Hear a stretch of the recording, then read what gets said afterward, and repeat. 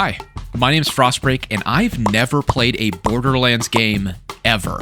I don't know what possessed me to drop $100 Monopoly dollars on this game, but I did. I've heard Borderlands as a franchise is hit or miss. A lot of people seem to really enjoy some titles but hate the others. As someone who's recently been playing Fallout and Elder Scrolls for the first time, that didn't scare me off. Every single one of those games has fans and haters. Regardless, I have nothing to compare Borderlands 4 to. I have no nostalgia or bias for this game or the franchise. I am going in completely blind as a first-time Vault Hunter. Okay, this guy's already getting on my nerves. It's been like 2 minutes. You are not going to see a more honest first impression on YouTube, so let's get started. Don't worry about spoilers, by the way. I'll do my best to ensure everything is as vague as possible. I played roughly 10 hours of Borderlands 4, and the premise is pretty simple, even for a brand new player. Big Bad Guy is bad because he likes power, has several other bad employees, must kill all employees to kill Big Bad Guy. Now, to be fair, I don't think this game takes itself too seriously. It's almost more of a comedy game, but the motivations and backstory of your main antagonists are almost non-existent. They're just a stereotypical enemy who's bad just because. Without any specific spoilers, is a big bad guy wants to remain in control of a planet that's kind of hidden away from most of the universe. He installs these devices into people of interest so he can have complete control over them if he chooses. Your goal is to stop him, and to do so you need to steal 3 devices to unlock his secret base. Each device belongs to one of his top commanders. The basic premise of this story is laid out within the first couple hours, then it just lets you do whatever you want and collect these 3 MacGuffins at your own pace. It's definitely a story, but to be fair, I don't think that's the main focus of these games. Right out of the tutorial, I was hit by the truck that we all call Unreal Engine 5. I could not believe how poorly this game runs, and I have a NASA computer. This thing can literally run anything. Oh my god. Wait, why is the frame so bad? Look at my frames, bro! I'm not even hitting 60! How am I at 50 FPS? I'm in the tutorial area, like what's it loading? The rocks? Medium graphics still doesn't give me 100 FPS. This game's a cartoon. It's like 3D cartoons. Look at the... how... I have like one of the best graphics cards in the world right now, and I have to run this game on medium. What is happening? Now, I just upgraded to this new PC recently. I still have my old one. I decided to plug her in and run some benchmarks on what I would consider a mid-tier setup. It didn't fucking open. The game literally would not function on my old PC, and I've seen several Steam reviews saying the same thing. If you have a mid-tier computer that's not brand spanking new, you run the risk of Borderlands 4 literally not being playable at all. That is unbelievable for a AAA release. There's no universe where that should happen. Like, the art style of the game is nice, it's unique, I like how it looks, but how could this possibly demand so much from a computer? It's gotta be Unreal Engine and the AI frame generation slop these games lean on, right? I had to nuke my graphics to medium just to get over 100 FPS even with my new setup. The game didn't even use half of my resources on Ultra, which tells me the optimization's gotta be garbage. I admit, I don't know too much about PC hardware, but I don't know how it could be this bad. This might be one of the worst running games I've ever played in my life. The combat is pretty fun, I won't lie, but in the first 10 hours I played, there's like 3 enemy types. Animals, literal insane people, and the main antagonistic faction, which are like the Corpus from Warframe. So although the combat was a fluid, fun dopamine hit, it did get boring real fast.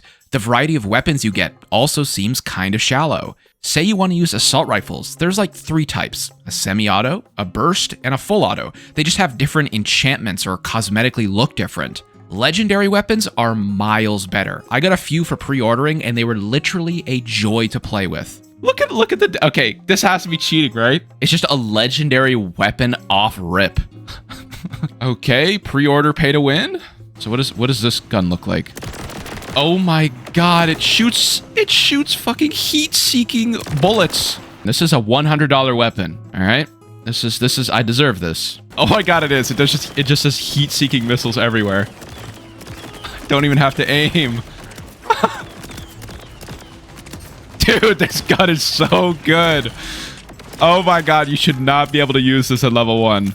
The downside, of course, is that this game seems to have 0 weapon upgrade systems. You can increase your ammo capacity on a specific gun type, but you can't upgrade a level 1 weapon to level 2. That means, if you find a weapon you really like and you make the crucial error of playing the game, that weapon will just become useless over time as you level up. This might be the first RPG, yes, surprisingly, this game is considered an RPG, that I've ever played that doesn't have a weapon progression system. What the hell? I just hope the other Borderlands games aren't like that. There were several times in this playthrough I was just using guns I didn't want to because that's all that dropped for me. I don't want to play Destiny 2. And let's be honest, nobody really does right now. I'm not here to grind enemies for a chance to get the gun I want. The vendors are also goddamn useless. Never once in my 10 hours did I buy a single thing from them. Every item sucked nuts compared to what I already had. Other than those complaints, I did really enjoy the combat. It feels punchy, it feels responsive, and I love my character's abilities and progression tree. Some bonuses are classic RPG, do 5% more damage, but some abilities really alter how you play. My guy deploys machine guns on his back and they auto-target enemies, which is super useful because most encounters are just hordes of enemies and it helps mow through them really quickly. The boss fights are also very solid. I'm not going to show any of the late game boss fights because they all have mechanics that kind of spoil the story a little, but there's a few you can do around the tutorial, and then when you leave that, there's world bosses. These are really cool, randomly spawning events, I think. There's these purple orb things, and if you see one, there's a boss inside around your level that drops a shitload of loot. Lucky Lou and Handy Howard. Well, that's a big guy. Oh my god, they do a lot of damage. That was apparently a world boss, according to Steam. Ooh, there's some cool loot here, that's for sure. A sniper. Oh my god, there's so much loot. The combat is basically the only reason I continued to play this game, but I'm gonna take a stab and say that's what 90% of people play these games for anyway. I will be the first to admit, this art style took a minute to get used to, but it grew on me very quickly. It's like playing inside a graphic novel. It's very unique, and I enjoyed my time just looking around. Again, don't know why a game that looks like this could run so poorly, but what can you do? The actual content in the world is surprisingly empty. I'm not talking about side quests here, I'm talking about exploring and finding a point of interest. There are these huge structures and settlements that are beautifully modeled, but there's nothing to do there. Can't get in over here. I just have to kill a bunch of guys. I thought maybe one of them have a key or something, maybe? Okay, I've circled almost the entire building, and there's no entrance. That seems crazy. It's such a huge thing. Maybe this door? No, literally nothing. So like, what's the point of having this building here? Just to look at? Maybe a quest takes place here later? I don't know. Of any open world game I've ever played, exploring is the least rewarded in this one. Besides some of the point of interest being completely inaccessible and devoid of content, the ones you can enter have nothing worth your time. Sure, they'll have crates and whatnot to open, but it's never anything unique, like a good weapon. It's always just bins with ammo or bins with gray level guns. I noticed this very early in the tutorial. They really push exploring the world as only being useful if you're low on ammo. Please be something good. Nope. Armor, maybe? Nope, just ammo. God damn it. More ammo. Ammo. Ammo. Ammo. Alright. I don't think I'm gonna waste any time opening stuff anymore. Unless I need ammo, of course. Again, after 10 hours of game time, besides some pretty locations, I never found one item that was worth my time. Because of this, I was low-key beelining the main story and doing a handful of side quests along the way. There was a few exploratory activities I did, like some outpost stuff and plugging a battery into a drill, but I literally could not care less about this content.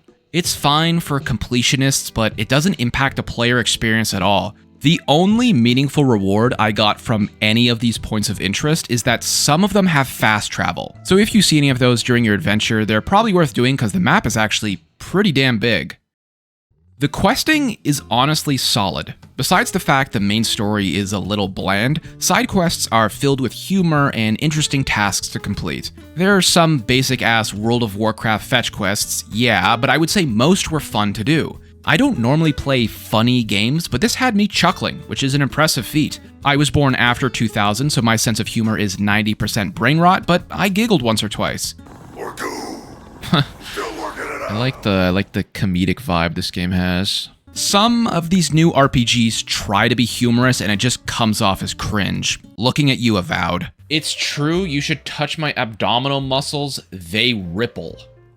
Good lord. But the voice actors for this game were great. They delivered their lines well, and there were a few I legitimately liked. Good news. A fresh batch of homemade protein bars just came out of the oven. Okay, this guy's a Giga Chad. Not this fucking robot guy, though. He pissed me off. There was one quest I did that stood out called Meat is Murder. It was like a 45-minute quest that took you all over trying to find a serial killer. Really, like, creepy vibes. Reminded me of the Victor Zsasz mission from Arkham City. He's got these radios and stuff scattered around, and you gotta solve some puzzles, but it's a great quest. Overall, my first impression of Borderlands 4 is that it needed more time in the oven. It shouldn't have been released in this state at all. It crashed a bunch, there were bugs I encountered, not to mention it seems like 50% of the player base can't even run it. I think they rushed the release, and because of that, my friends that were going to get it dropped out. I'm missing what I can only assume is the best part of this game, the co-op. I have no one to play it with because this launch was so disastrous, no one wants to risk 100 bones, and I can't blame them. I do YouTube. I'll make that money back with this video, no question, and I also have a full-time job. I have shitloads of disposable income. A lot of my friends don't, and a lot of consumers also don't. This is what, $70 US? I don't know what your minimum wage is like, but I have to assume that's at least a day or two of work. It's absolutely not worth that price. On the plus side, I think due to this poor launch, it'll probably drop in price shortly. They literally gave away all the Borderlands games on Epic a year ago, so you shouldn't have FOMO. The time will come where this is like 30% off, and it'll probably be worth it at that price point. Depends how much you like Borderlands, I guess. As far as my first impressions as a brand new Vault Hunter with zero experience, I think 4 is pretty easy to drop into. They didn't really reference anything I didn't understand. Of course, they probably did. There's characters, names, and places that they probably said that I just didn't catch, but it didn't derail any of my experience. I'm gonna have to play with friends before I make my final verdict, because I'll be honest, the solo experience wasn't that great. I'm not saying it's a horrible game, but if I want to play a solo role-playing shooter, I'll go play Cyberpunk or Fallout. The appeal for Borderlands as a franchise is probably the time you spend with friends. Maybe I'll give it another shot when it's a bit more stable and my boys don't feel like they're flushing money down the toilet. Thanks for watching this video. I hope you learned something from my experience, and if you did, it'd be great if you dropped a like. Let me know if I should try the other Borderlands games. I like enough about this one that I could see myself getting addicted to the gameplay loop if it was a tiny bit different. Plus, it'll be an easier sell to my friends. Literally, it's cheaper. If you're interested in other RPG content, first impressions, and deep dives, consider subscribing to the channel. Huge shout out to my members who make these videos possible and support me directly. I hope to see you around. Goodbye.